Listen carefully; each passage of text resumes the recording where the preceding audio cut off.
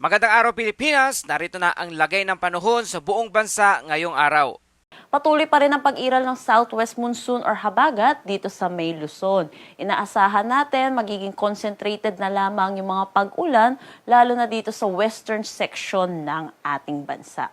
Sa ngayon, patuloy din nating minomonitor itong bagyo na nasa labas ng ating Philippine Area of Responsibility na may international name na Pelu at kategoring tropical storm. Mababa naman po yung tsansa nito na mapumasok ng ating Philippine Area of Responsibility at magkaroon ng direktang epekto sa anumang parte ng ating bansa. At patuloy itong kumikilos palayo ng ating kalupaan.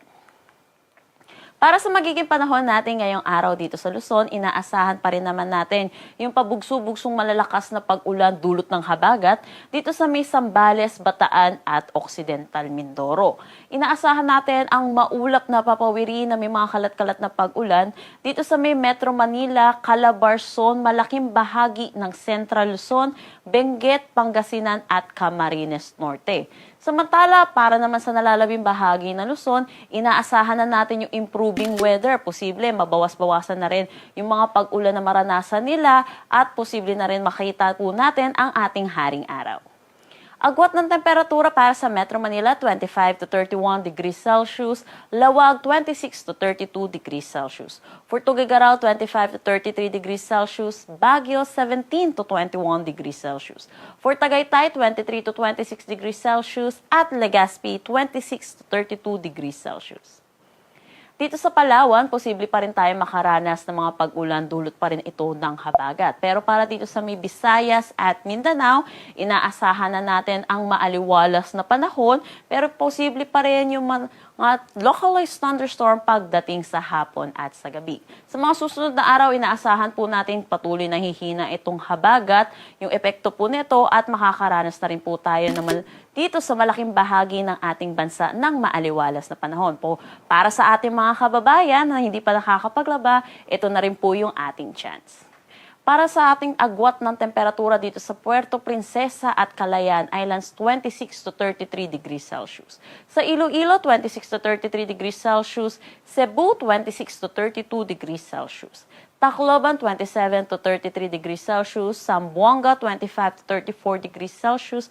Cagayan de Oro, 26 to 33 degrees Celsius. At Davao, 26 to 33 degrees Celsius. Para sa ating ulan na inaasahan dulot na itong habagat, posible pa rin naman po yung significant rainfall dito sa may Benguet, Pangasinan, Zambales, Bataan at Occidental Mindoro ngayong araw. Pinapaalalahanan po natin yung mga kababayan po natin, lalo na po dito sa mga areas na to, dahil saturated na po or malambot na ang kanilang kalupaan dahil na rin sa mga sunod-sunod na pag-ulan, kaya pinapaalalahanan po natin sila sa mga pagguho ng lupa at mga pagbaha.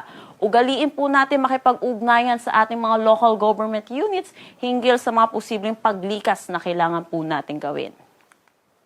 Para bukas, makikita natin lalo pa pong humihina yung epekto ng habagat at posible na lamang yung mga significant rainfall dito sa Zambales, Bataan at Occidental Mindoro. Pero wag pa rin po tayo magpakampante dahil posible pa rin po yung mga pagbaha at mga pagguho ng lupa.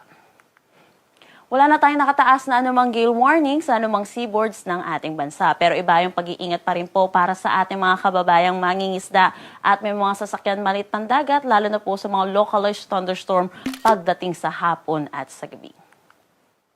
Ang sunrise mamaya ay 5:42 a.m. at ang sunset mamaya ay 6:21 p.m.